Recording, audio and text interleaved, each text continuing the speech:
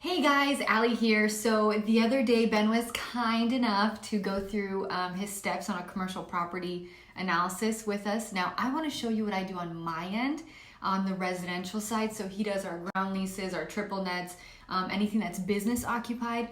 I do our multifamily, single family, apartment complex, acquisition, anything that's family occupied. So there's actually not very much on the market. So for the sake of this video, I'll just pull up a building that we already bought. So this is a triplex that we bought in 2018. What I look for when I see something that I like, it's a single story, it has garages, it's a corner lot. Anytime you go vertical with apartments, I call those transitional homes. People don't tend to stay in stacked apartments very long because there's neighbor on either side, there's noise coming out from above, people complain about the steps, people complain about parking, so you're constantly having to fill those units and there's constant vacancies. I found with something like this where you have a garage, you have parking, you have easy access to your unit, people tend to live in here about 3 to 5 years, and I'm not trying to fill apartments multiple times a year. So this is kind of what I look for.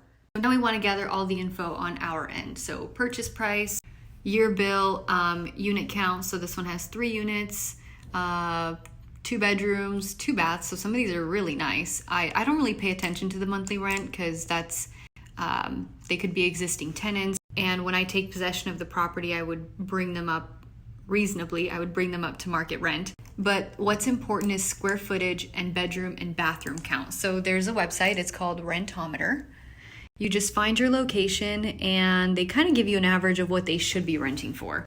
But is that inflated? Is it accurate? Let's see what Zillow's doing. And I know a lot of you don't like Zillow, but I love Zillow. I use Zillow for everything. So we're on Zillow. I'm looking at for rent. I found the neighborhood. I'm looking at all the listings, $2,400 a month.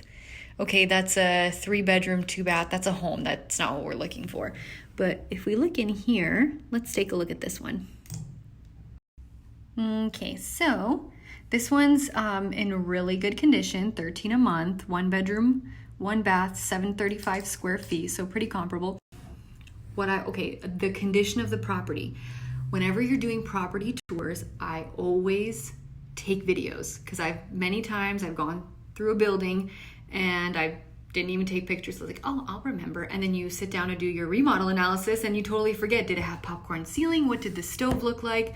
You get really distracted. There's people, pets, whatever. And especially if you're seeing a bigger building and there's multiple units, you're gonna forget what they all look like. So always take video. Because right now, this unit right here that's looking really good is going for $1,300. So ours are not going to be in this condition at all. All right, at this point, we've determined that we like the property type. Single story garages had cute little yards, everything a tenant would want for at least a few years. 2, the area is desirable based on how many shoppers were looking. And 3, that the rental rates had room to grow.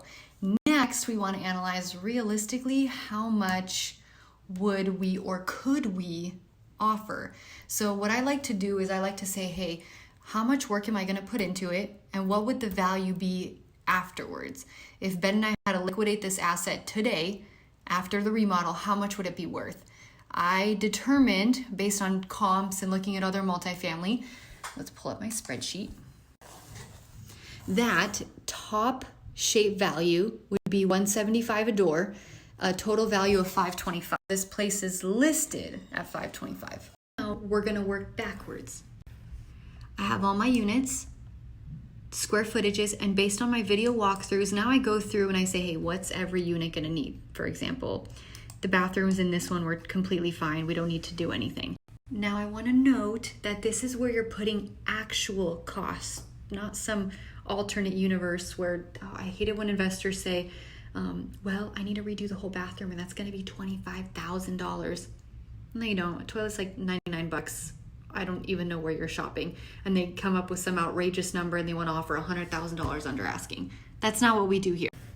Here are the totals for all the units. That comes out to $33,000. Our current total is $491. We're working backwards from $525. Acquisition cost, if we were to list it today, this is how much we'd pay in commissions. So we absolutely cannot pay more than $481 for this property. That was a number side. But of course, you have the emotional side. And I think for this particular property, I Ben and I decided, hey, we're even willing to go up to 500. It's exactly what we're looking for. It's a corner lot. It's beautiful, 3 units, great area. That being said, I know investors, depending on your personality type, your market, your goals, blah, blah, blah, they'll, 481 was our bottom dollar, but hey, if we can get at 450, let's do it. If not, bust, we're going to walk away. You want to play the game. I've met so many people that are just waiting for that one deal that makes them $1 million and fast cash and millionaires overnight. You'll be on the sidelines for a really long time watching other people play the real estate game and make money. You just got to do what you got to do sometimes. I found that info under my possible scenarios where we had determined we were willing to go up to 500. So if you look here, I wanted to be somewhere in this area. I wanted to be at around 481. But if you look at the difference between 478 and 500, the difference is like $80 a month.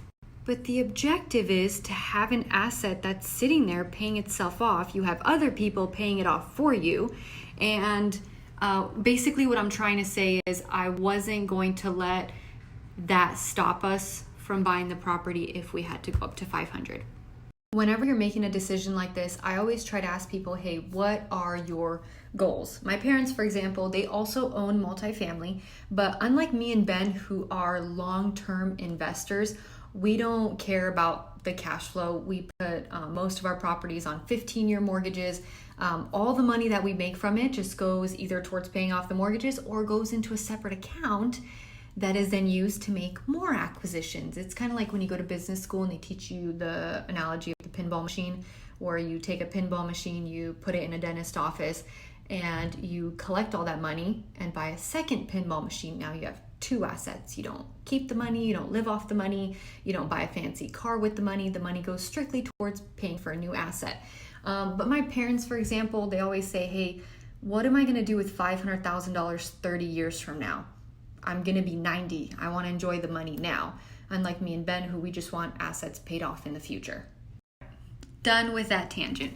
So ran all of our scenarios. We ran all of our numbers. We know all of our costs. We have our bottom dollar, and there is a happy ending. We ended up closing on the property, $482,500. We would have paid more, but that's right there. That's exactly where we needed to be. So, and then like the day after we closed, somebody needed a new stove. There was a leak. We had to put in a new pipe. We had to put in a new water main from the street. So we had to dig up all that, get the city to turn the water off. And then somebody had like rocks coming out of their faucet because the cracked pipe was bringing up water from it. It was a mess, but that's just what comes with owning property. And there's so much more that goes into this, but without dragging it on forever, this was kind of just a brief synopsis of what I do behind the scenes before we make a purchase. So thank you for watching.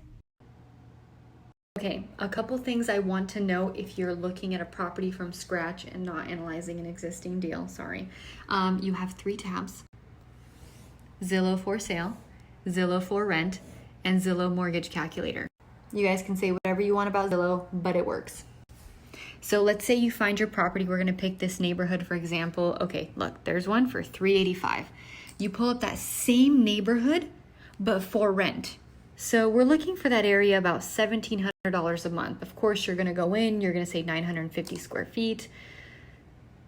This home is 1,200 square feet. So you're going to do some adjusting. This is just the brief version. You go in here, you put your purchase price. Let's do $390 in case you don't get it at list. You put 20% down because this is an investment property, not owner occupied. You can't put anything less than 20% down.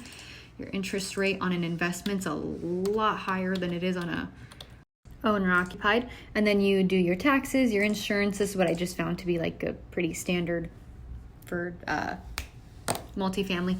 Okay, so your mortgage is, let's say, roughly $1,900. These are off by a little bit, but it's a good ballpark. So now we're looking at this neighborhood, let's say $1,700, but we decided that this home is more desirable. And then another thing I like to do with the neighborhood is click it. How many days listed? So it's been listed for 15 days. And then we want to look here, how many contacts? So based on how many contacts, that's actually really good. I've seen them, up for 30 days with no contacts. You kind of want to stay away from those neighborhoods because there's probably something wrong with it. Unless you're familiar with the area, then the listing's overpriced or there's something wrong with the actual home. So that's the fast version.